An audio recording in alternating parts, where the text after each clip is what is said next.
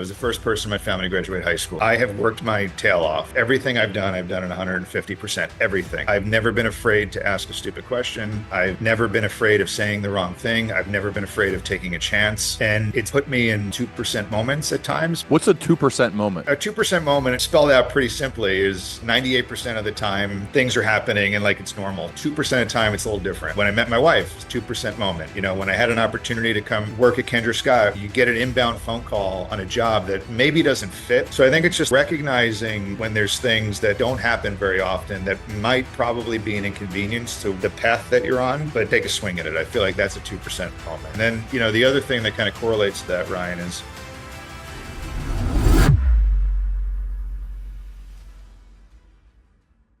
I loved learning about your upbringing. I'm in New York, and your dad being an electrician and you playing baseball, and how baseball has really impacted your life, helped send you to college. Can you talk to me a little bit about what you learned playing baseball that has now helped you as a CEO? Yeah, I mean, I couldn't cut it in football like you, so I guess had to do something else. So I played baseball and basketball, football in high school, but ultimately played baseball, paid for college you mentioned it. My dad was a electrician, dropped out of high school in the 11th grade. So first person in my family to graduate from high school. And if it wasn't for sports, I'd probably be an electrician, which maybe served me well in life, but I wanted a different path. And I was fortunate enough that at the time I used to be a decent athlete and paid for school. But yeah, I mean, as you know, and a lot of your guests on the show have mentioned, you've mentioned before, I think the lessons you learn in sports kind of stay with you throughout your life. And there's so many, conduits to real life and business and raising a family and success, I think, that you learn on a court or a field that you just can't, it's harder to learn in real life. As a leader, one of the most important elements is who you choose to surround yourself with. And as an athlete, you don't always get to make those choices, but you do have to figure out how to collaborate with them and work with them and strive for a common goal. So I'm curious, now that you do have more power in building and selecting the team, how do you think about that? How do you think about who I'm choosing to surround myself with on my executive team?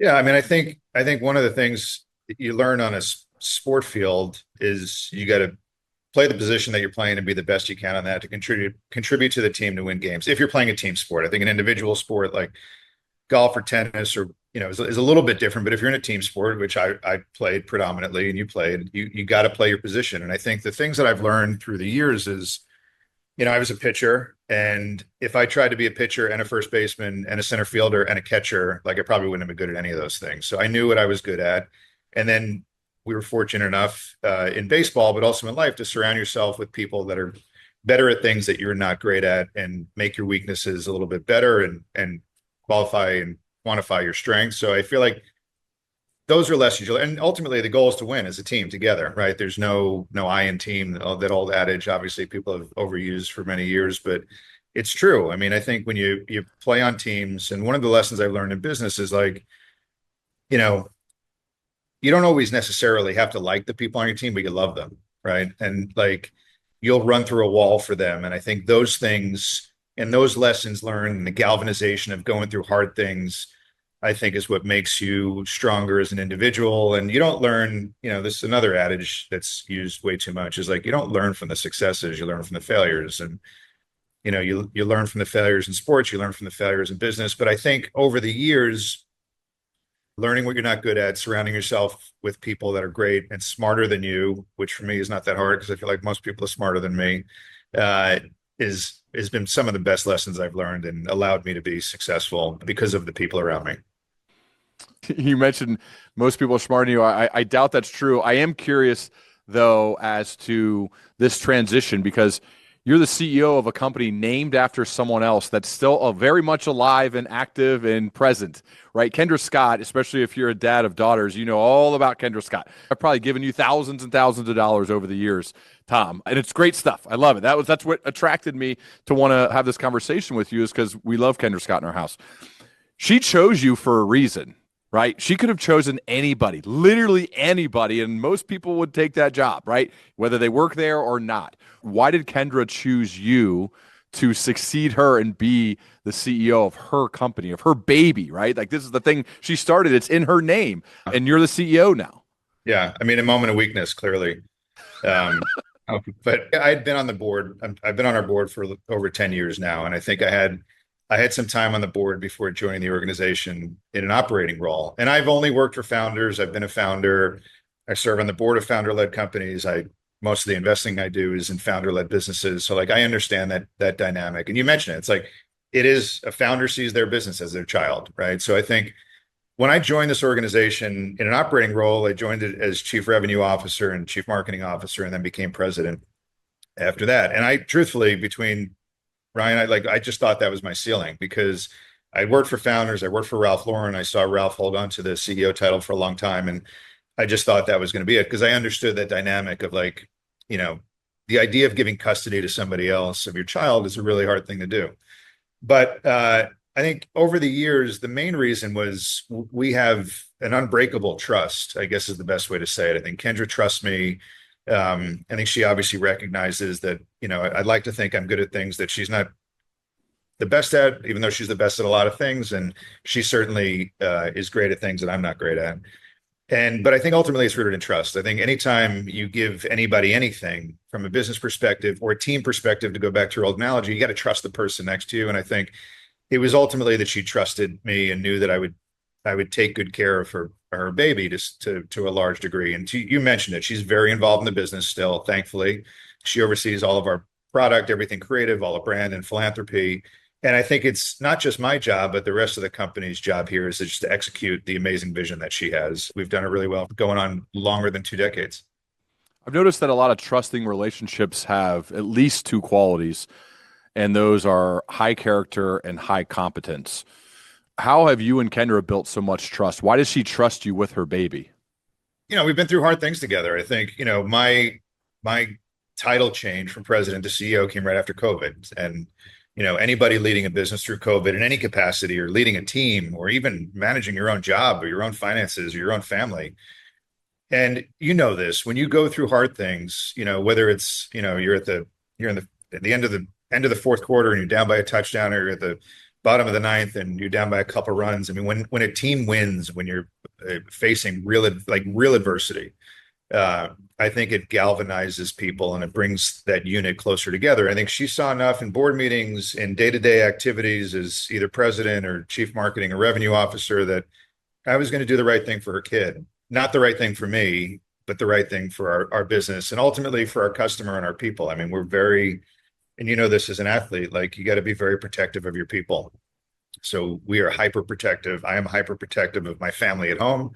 And what's cool about this company is I really don't see the employees here much different, if at all, than my family at home. Like it really feels like a family team unit. And I care about the people here. And I've been like this everywhere I've worked, but like for some reason here, it's kind of notched it up a bunch. Maybe it's because we've been through hard things. Maybe it's because of the demographic of our constituents here, but it really does feel like a family. And I think Kendra sees it as a family, obviously. And I think she saw that in me and allowed me that great honor of having the title of CEO for business.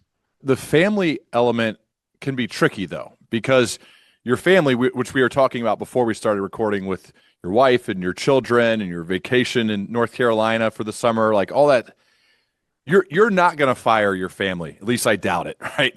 But you do have to fire people at work. So how does that work? Like, how do you view them as family? But sometimes some people don't meet the standard. Sometimes they don't do it the right way, and you got to let them go. That's part of being a leader. You got to fire people. Yep. So how does that play when you want to create an environment where it feels like family, but you're not going to fire a family member, but you will fire an employee or a team member at Kendra Scott? How does that work? There's two parts to it, Brian. It's a great question. The first part is I grew up in New York. I'm a Mets fan, but I'm going to use a Yankees analogy, which pains me. But when the Yankees, when I was in college at Fordham, they were winning everything. And it was like, not everybody gets to play for the Yankees. Like, I think that's important. So whatever the best team is in your mind, not everybody gets to play for that team. No matter how much you want to play for the team, some people just aren't cut out for or good enough to be able to play for that team. So full stop there. The second part to your question is, I think that I don't like to use the analogy of having to fire somebody because I think that's the worst case scenario. And unfortunately, you're right. It does happen sometimes. But the analogy I like to use is I think the best lessons I've learned as a dad correlate perfectly to being a good leader of people or a captain of a team or something. Like I think I discipline my children because I love them and I care about them. And I think if you think about your family, I go to my family when I want to know the truth because I know they're going to tell me the truth. And it might not be what I want to hear, but it's always going to be what I need to hear if you really care about somebody authentically. If you don't care about somebody authentically and it's easier for you to just tell them some BS that they want to hear, that's what happens, right? But I think the people that you care about the most, like my kids, I hate disciplining them. I just had an issue where my youngest daughter, we had to suspend social media, which was like the end of the world for her. Yes. But that's one small analogy, but like she was furious with us for doing that. And, her world was over and all, but it's like, and she was crying and screaming and the whole thing. And it's like, but I did it because I love her and I know it's going to make her better at the end of the day. So I think work in the same ways. We are very honest with people. And unfortunately, the point you made earlier, there's sometimes this isn't the right fit for everybody. And I think it is love and care to say that directly to somebody. There's nothing worse than just like kicking the can down the curb a little bit or kicking it down the field and like letting somebody struggle in something for longer. You're hurting yourself, you're hurting that person, you're hurting their future.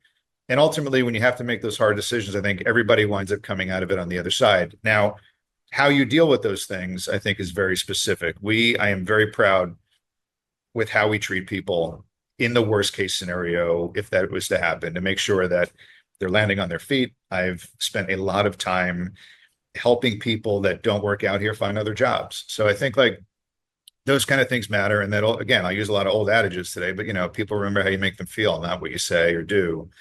And those kind of things just kind of stick with me. And I read a book probably 15, maybe 20 years ago now called The Way of the Shepherd. I named our fourth child is named Shepherd after this book, and it's all about servant leadership. And it talks about, the best leaders genuinely care about their people and they understand the shape of them. They understand what makes them work. Like what motivates Ryan is very different than what motivates Tom and very different than what motivates somebody else.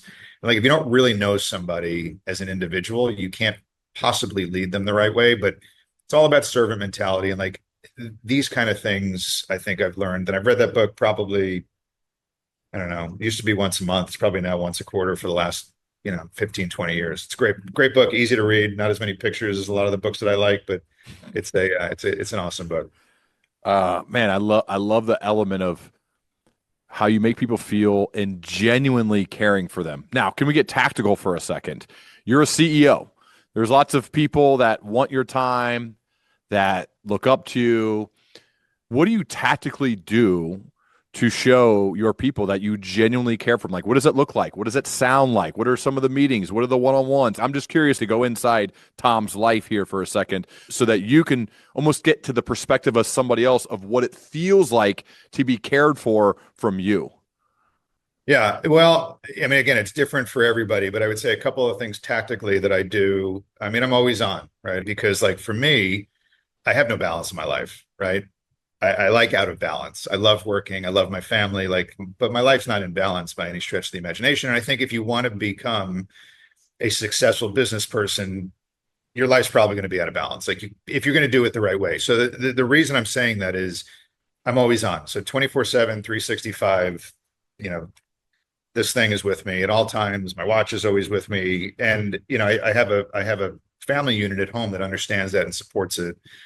But the way it shows up is I'm always on for people. Like everybody in this company has my email address. Everybody has my cell phone number. People can text me whenever they want. I mean, like everybody, we have 3,200 employees, I think today. And I show up for them whenever and however they need me. I don't care what their title is. I don't care where they live. Like I will be there if somebody needs me. And I think that's really important for me to show up as my authentic self. The way that we try to spread that out through the organization is like, yellow, we call traditionally what's known as Black Friday. We call it Yellow Friday because that's our color, but Yellow Friday, Cyber Monday. I work in our retail stores. My wife works with me in the retail stores. We work in our distribution center. We get in front of customers. We help the employees.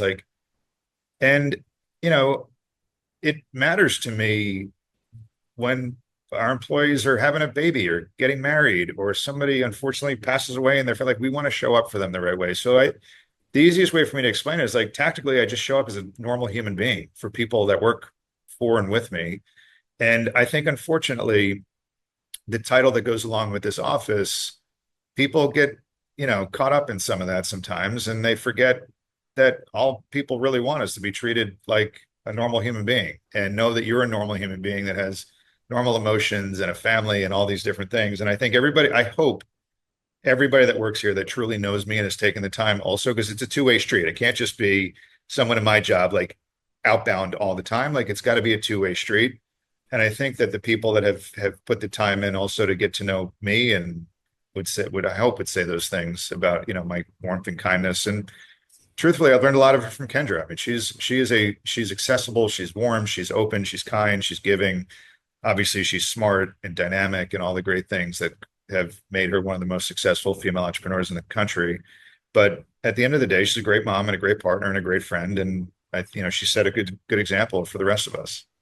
I appreciate your honesty there. I remember when I had Dr. Julie Gerner on, one of the biggest psychologists in the world, and she said, if you look at greatness and excellence over time in history, it was usually born out of times when you weren't perfectly balanced.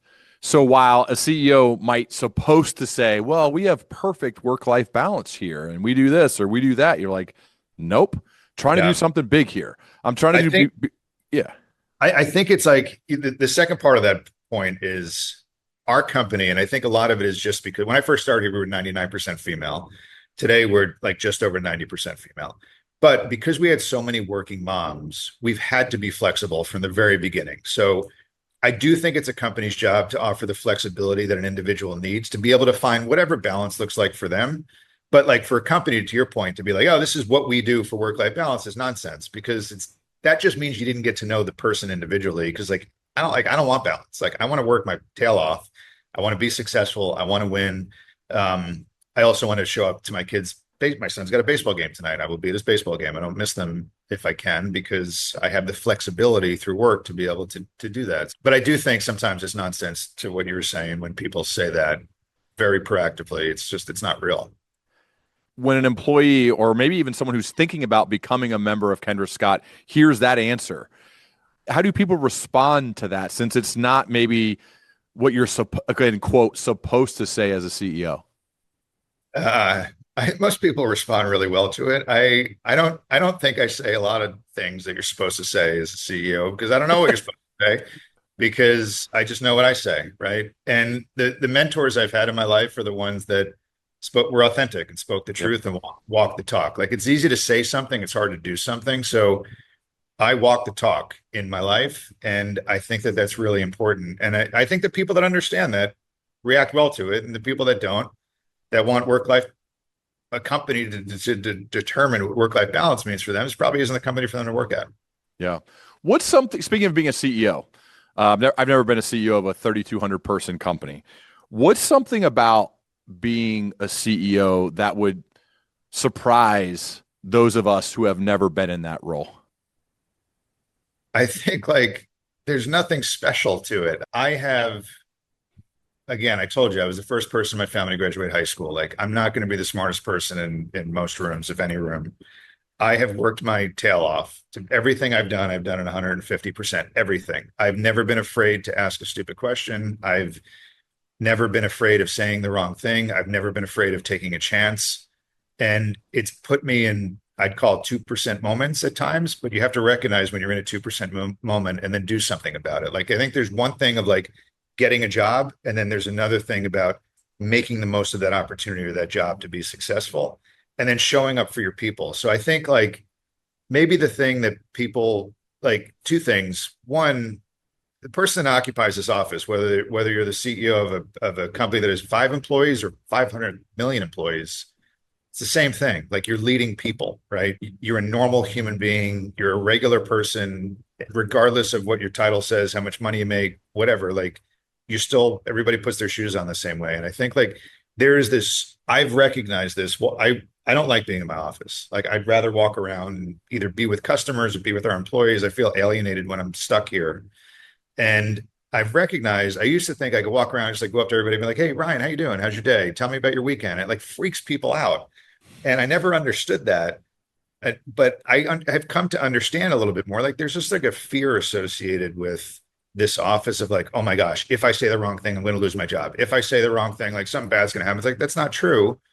So I think like maybe the biggest thing is that I don't know about, I only know what I know, right? But for me, I want to just be treated like everybody else. I don't want any special treatment. I don't want to be looked at differently. I want to be a part of the organization the way everybody else is. And I would guess a lot of other people in my role would say the same way if they're motivated by the right kind of things. What's a 2% moment?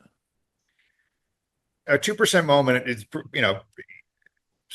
spelled out pretty simply is 98% of the time things are happening and like it's normal. 2% of the time it's a little different. Like when I met my wife, 2% moment. When I had an opportunity to come work at Kendra Scott, you get an inbound phone call on a job that maybe doesn't fit. Like this job certainly didn't fit for me. Like I didn't have a crazy passion about working in a women's jewelry business for sure, but there was something interesting about it. I was like, that's a moment I should probably take advantage of. I had other things going on, but I got on an airplane, flew out to Austin, met with Norwest Venture Partners and Kendra, and it changed my life. So I think it's just like recognizing when there's things that don't happen very often that might probably be an inconvenience to the path that you're on, but take a swing at it. I feel like that's a 2% moment. And then, the other thing that kind of correlates to that, Ryan, is I've always been a goal maniac. And this is probably the athlete, former athlete in me at least, where, if you write something down, you make it real, it gives you something to achieve. And if you feel like you're winning, then you keep going. And if you feel like you're losing all the time, it's hard to kind of pick yourself up. But I think goals go along with 2% moments. And then you can, if you're mapping things back to your goals, those 2% moments, I think, become easier to spot, maybe.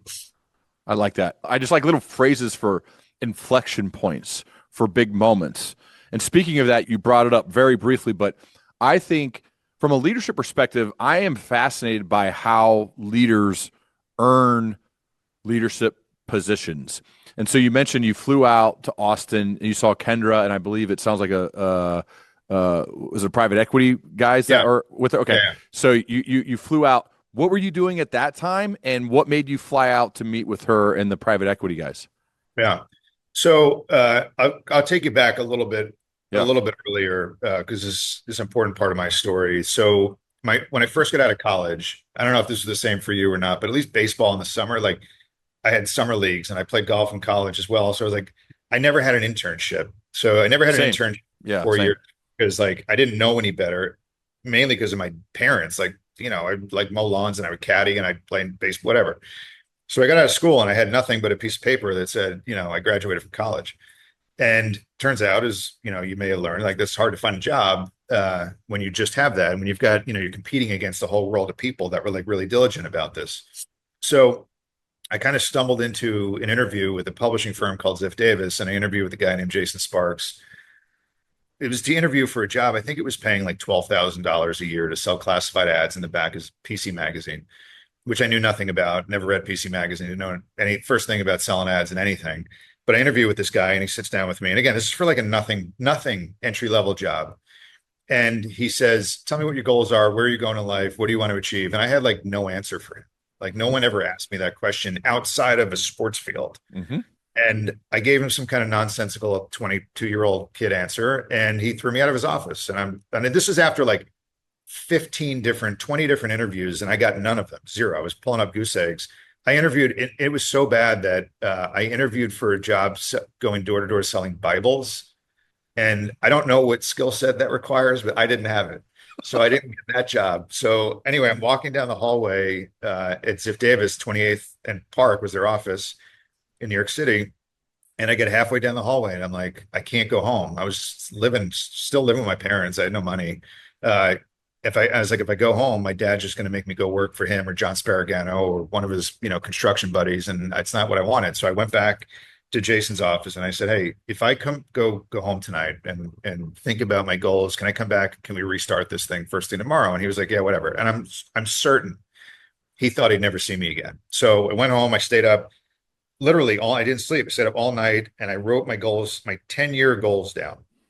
I was 22. I wrote 10 years when I was 32, 10 years of my goals down. And I was like maniacal about it. Like the money I wanted to make, the car I wanted to drive, the jobs I wanted to have. I mean, it's literally like it was pages of goals. So go back, get the job, and then fast forward somewhere around 10 years later, did really well at Zip Davis, wound up going to Condé Nast, became a magazine publisher at Golf World magazine, which is my favorite magazine when I was 26 years old, which is crazy.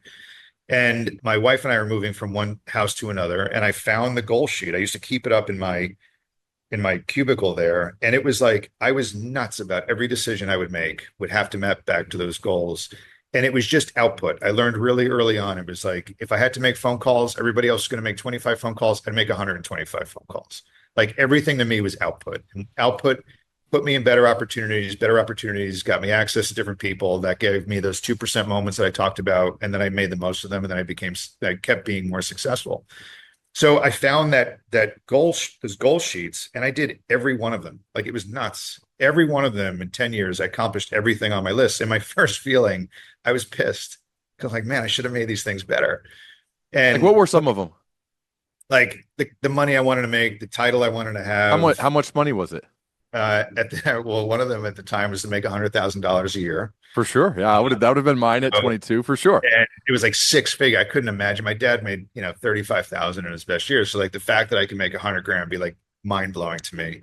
I had, for some reason, Lexus had just come out at the time. I wanted a Lexus IS 300, got that car. Like it was just stuff like that.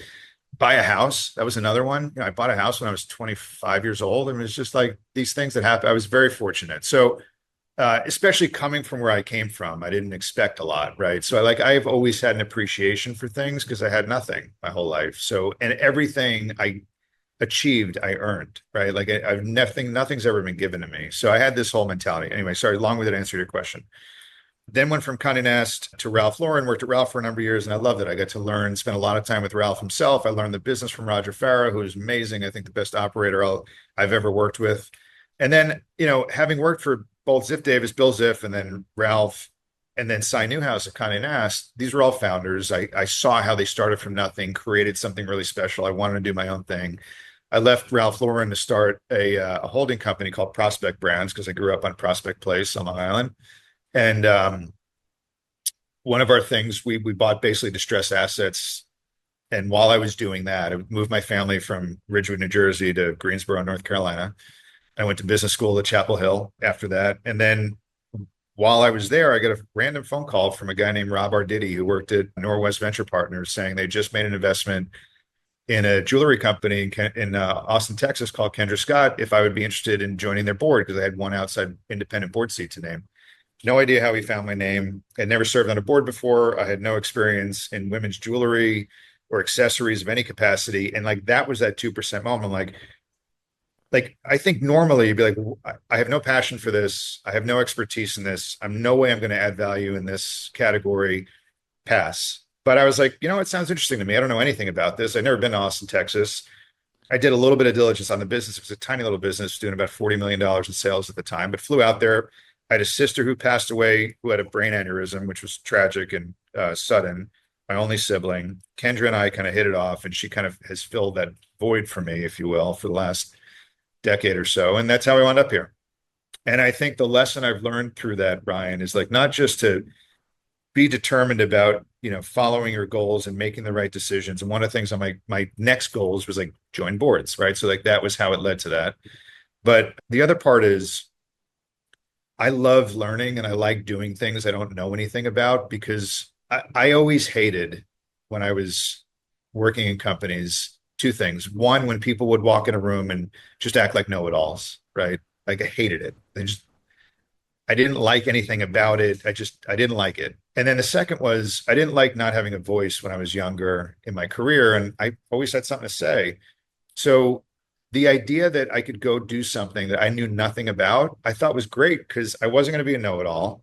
I would be forced to ask a lot of questions. I wasn't passionate about it, which was great because it made me more objective than subjective. At Ralph or even at Condé Nast at Golf World, like I was a customer, like I would look at something very subjectively, like, I don't know. Do I like the shirt? Do I not like the shirt? I don't like the buttons. I don't like the way it fits.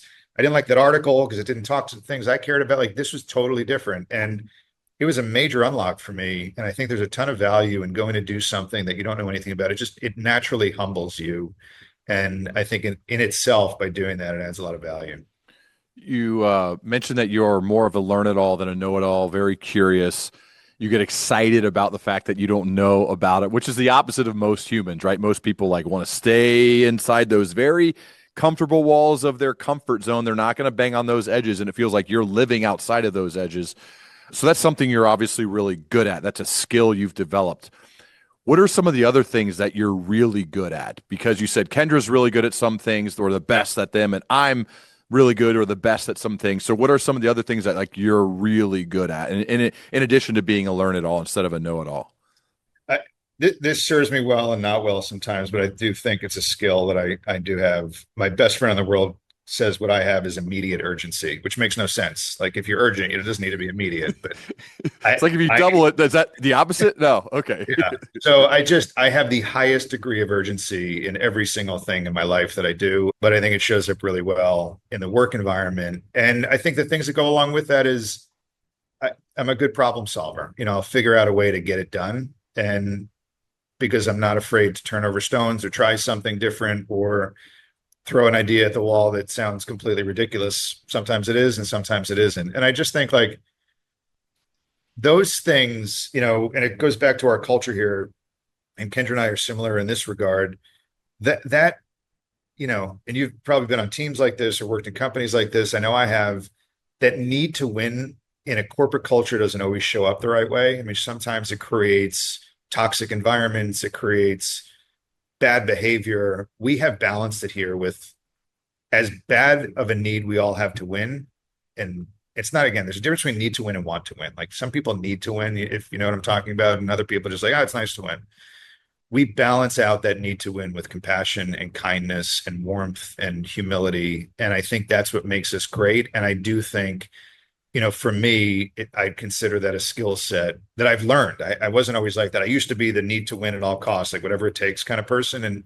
And I've rounded it out here. And I think it's a testament to the amazing female and male leaders that I work with now, that warmth and compassion. It's not just about like, this is what we're going to do. This is what we're going to do. Here's why we're going to do it.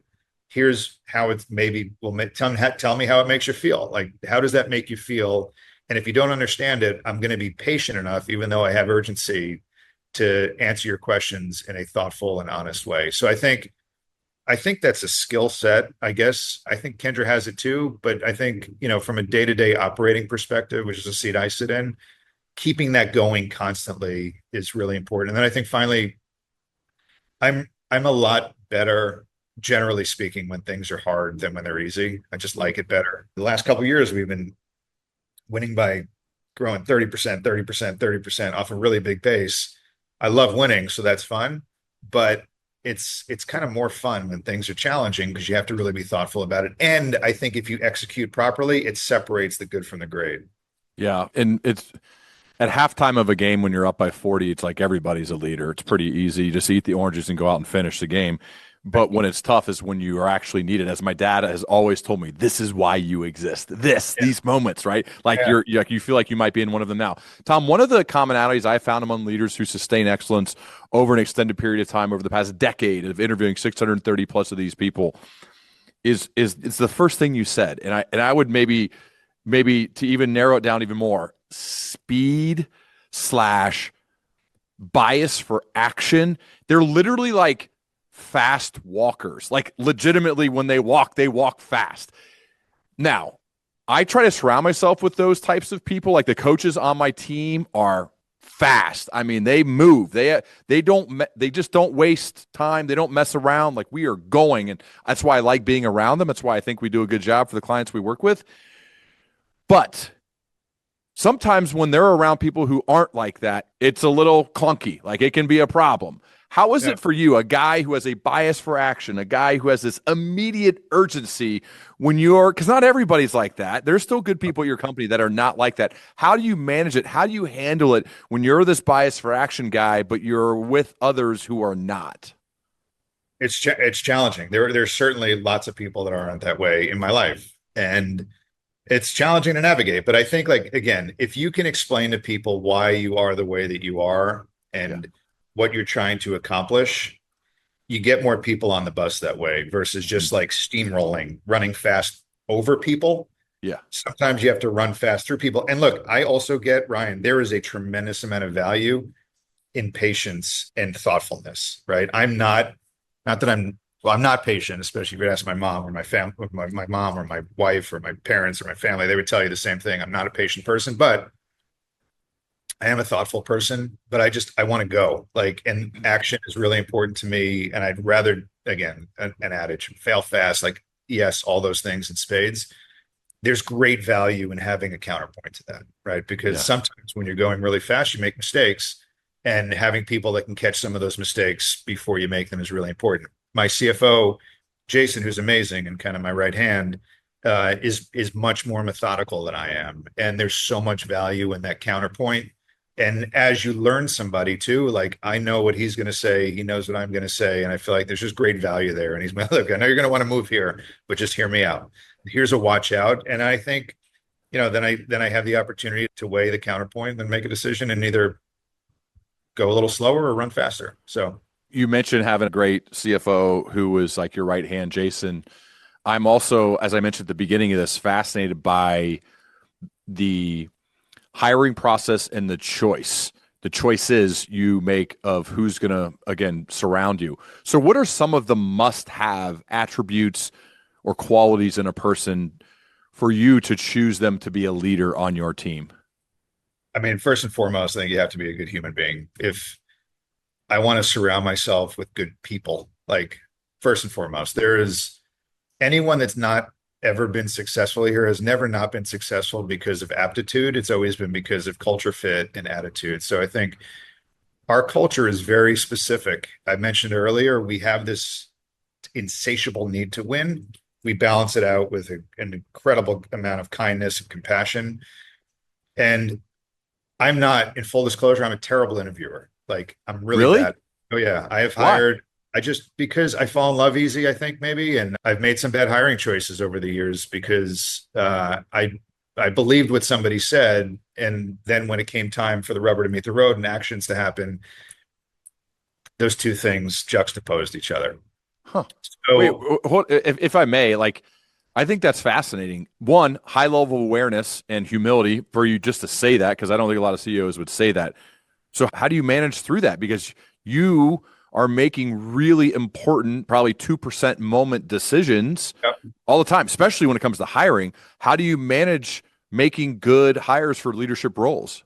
I think well, we have a great team, right? So Danielle, who runs our is our chief people officer, she's another great counterpoint. Our interviewing process here is it's become very rigorous. Like you learn from your failures, right? I've made some bad hiring decisions over the course of my career. Now, when we hire people, it's not just our chief people officer, myself, and maybe another person interviewing. Like the people that this person is going to be working for, we'll interview them, and the people that will be working for them also are part of the interviewing process. Huh. So it is a very laborious process now because I've learned the hard way of, making on the fly decisions of like, this person's great. I just trust me. I know, I feel like they're great. Like experience looks great. They worked with these great companies. Like that's not what it takes because everybody's great on paper. I think the attitude and the aptitude of like wanting to be a part of this, wanting to move fast, wanting to be kind for other people, wanting to show up to our philanthropic events, like wanting to lead with humility. It's very easy to say these things. It's very hard to do them because it takes dedication and time and commitment. I love interviewing and hiring athletes. I think there's like just something about people that, have done something competitively. There's just a spirit in you and your engine just runs a little differently than those that haven't in certain environments, right? In a sales environment, in a marketing environment, in those capacities, I feel like it pays a very high dividend to have those kind of experiences but it not necessarily everywhere, but generally speaking, that's kind of what I look for. And we have great sounding boards here that can kind of round out whatever feelings I have. I think if you're building or you're a part of a high performance culture, which you have there, being coachable and actually wanting to be coached are really good attributes in a person for just about any role, right? I mean, I grew up in a sales, rep, manager, director, VP. That was my track before leaving to do this stuff. Yep. And Man, we were coached tough. Like we were coached really hard, and that made us so much better. But I can tell you, it definitely wasn't for everyone, man. It definitely, like, 'cause some people just don't handle it. I'm with you. Like whether it's military background, sports, again, like I try not to be biased, but man, it's tough at times because I know if they spent time serving our country or they spent time winning and losing Yeah. and off-season workouts, puking in trash cans from running so much, like it is hard. It's hard to find that in other avenues, man. Those people have seen, for me at least, have worked out really well. Average players want to be left alone. Good players want to be coached. Great players want to be told the truth. Like, Yes. and there's a chapter in the book of The Way of the Shepherd that's called, you got to want to find people that have a learner's heart, and it's all the same things that you're saying. It's like, again, if like, average people want to be left alone, they think they have the answers to everything.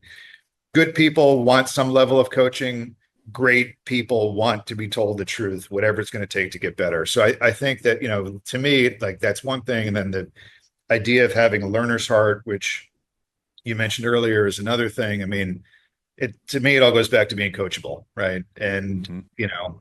I see it, you can see it in kids now. I like to think I have four amazing children who have, I believe, all exemplify those kind of things, but you can see the kids even at a young age that don't. And, they're probably not going to be on the best path. Mm-mm. This may be a weird question for the CEO of Kendra Scott, but Tom, how passionate are you about jewelry? I mean, I wear a lot of it now, more than I ever did. I listen. I grew up on Long Island, so I used to wear a little bit of bling when I was in high school. In fact, I just gave my. I used. It's funny how you change as you get older. But my little 8-year-old is playing baseball right now. He's the only kid in our family that does it, and he loves it. And all the kids now wear like tons of jewelry, and you see it like with Major League Baseball players. So I found my old. I used to wear a Mets necklace, which is nuts to think about. How like I ever had a girlfriend, but anyway, yeah. So I traditionally have not been passionate about jewelry. I am crazy passionate about our customer and about our business. And I've learned so much about it through the eyes of my wife, through the eyes of my daughters, obviously through the eyes of our employees. Kendra, I'm really passionate about our business. I'm passionate about how happy our product makes our customers. Um, and the little nuances that I learned from, my wife will see something or my daughters will see something, uh, what they like, what they don't like, what their friends are wearing. Like they're the best sounding boards that I have. Obviously our employees are amazing, but I mean, my 16-year-old daughter, like she's doing things on social media and seeing things that like I would never, as a 47-year-old guy, would never understand that, right? So she's really helping shape my perspective on things. So I'm very passionate about our customer, really passionate about our business, about our employees. Yeah, I don't wear women's jewelry, so it's hard for me to be the customer perspective, but I get to see it through others' lenses, which I think is good. And we have a men's line called Scott Brothers, which was modeled after Kendra's sons, who are uh, to varying degrees involved in the business. But it's a nice little business, never going to be the cornerstone of what we do. But I think it's important because almost around the holidays, upwards of 40% of our customers are male. And the best thing about Kendra Scott, and this is one of the reasons why she started the company 23 years ago, was years ago when you'd walk into a jewelry store when she first opened the business, like it was very intimidating. You'd walk, and especially for somebody like me, I don't know how you grew up, but didn't have any money. I wanted to buy my girlfriend something, and like you walk in and everything's under case. People are wearing white gloves. You're judged. Like it was just awful.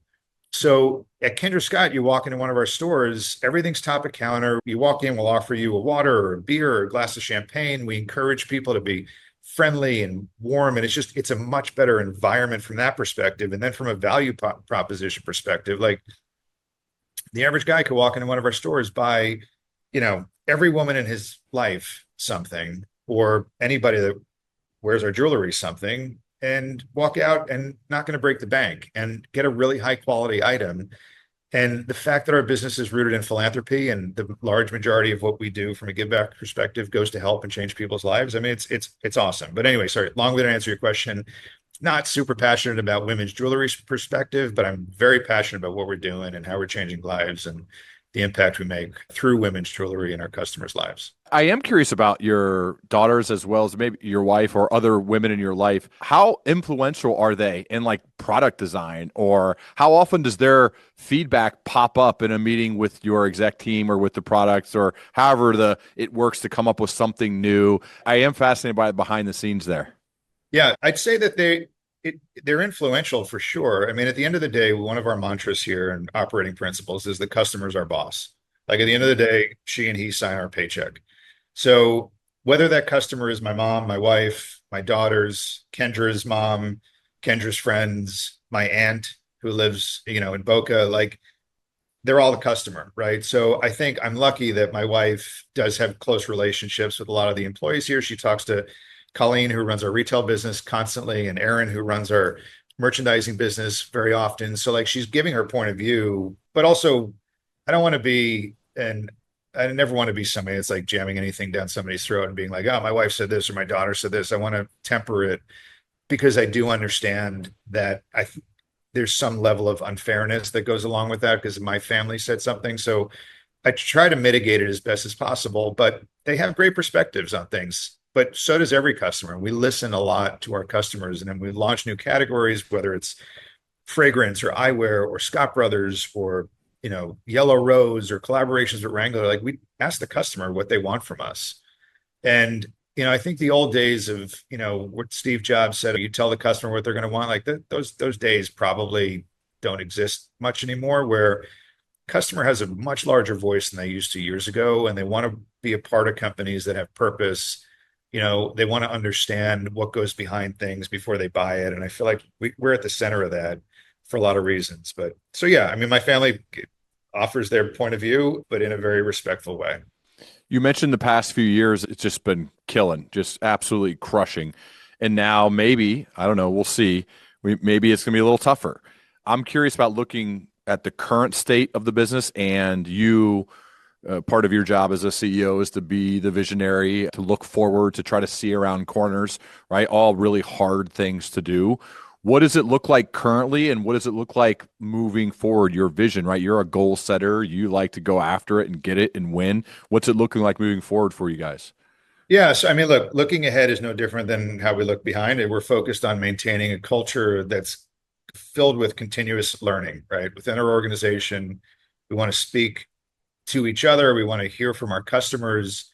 I don't have all the answers, clearly. So I think we want to create, and we've created, I hope, an environment here where answers are coming from all throughout the organization. I do think it's my job and obligation to bring a level of comfort and calmness when the seas are choppy. I use the analogy sometimes amongst our leadership group of, if my 8-year-old came in my room during a thunder and lightning storm, my wife and I were like cowering in the corner, like crying, he'd freak out, right?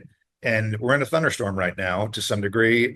But when he comes in the room at night, when there's a thunderstorm, like there's a reassurance of like, we're going to be okay. The house isn't going to get struck by lightning. We're going to be okay. We got this. Don't worry about it. I think right now, similarly through COVID, I want to make sure that I'm over communicating with the organization, letting people know like, look, there's a lot of potential headwinds out there. We've seen these things before. We have a handle on it to the best that we can. And we're going to be able to just control the things that we can control. I can't control, what happens in Washington, D.C. I can't control what happens in other countries. I can control this. And if everybody's doing that, focusing on the things that we can control and creating a great environment for one another here to be seen and heard, and creating a great environment in our retail stores with our customers, like we're probably going to be more successful. I do think when there's disruption, it creates massive amounts of opportunity for those that are courageous enough to try. And we will do that, and we will create opportunity, and we will continue to be successful. I wish it was a little bit easier, as much as we talked earlier about like, it's hard to just, eat the oranges and go out there and play the game when you're up by 42. It'd be nice to lead a company through a little bit easier waters. I mean, it's been nothing but turbulence since I've taken over here, and I'm very proud of the team and the results we've had. In spite of that turbulence, we've been an outlier of outliers in the consumer business. And I think we'll get through this better than most and continue to lead with heart and compassion and create connections with our customers and try to do it the right way. You're not going to know what to do when the seas are calm, dude. I feel like you're not. What are you going to do? It's not going to be as I don't know. interesting, will it? What I'll do is I'll retire and go teach and coach. Like that's my passion. That'll be what I do. Love it. One more question, Tom. I'm curious. So I was thinking of the story you told about yourself. You know, when you finished up playing baseball, and I was same way. I didn't even know what an internship was. Honestly, like I just was working out and going to summer school and getting ready for the next football season. And so let's say you're talking to that person who is now a recent college graduate and they want to leave a dent in the world, like in a positive way. They're good human. They want to do good things in the world, but they're kind of lost. They don't really know what to do or where they're headed. What are some general pieces of life/career advice you'd give to that person? Yeah. I mentioned kind of in jest, but I'm serious. I do love teaching and coaching. I do a lot of it. I spend a lot of time with kids in college right now because I feel like there's opportunities there for people to talk their language because I wish it would have made my life a little bit easier. I'm proud of the things I've done, but it would have been nicer to have a little bit of a Sherpa along the way, if you will. Sure. A couple of things I tell people is like, wake up early. Like, and I wake up, 4:30, 5 o'clock. It's kind of an average day for me, whether I go to bed at 3:30 or, 9 p.m. I think when you get a head start on the day and you start, I tell my kids and I have a joke, like my daughter Grace will call me and be like, what are you doing today? I'm like, I'm beating Monday. I got a head start on Monday. So I feel like that maniacal kind of way of thinking is really important. And most people don't do that.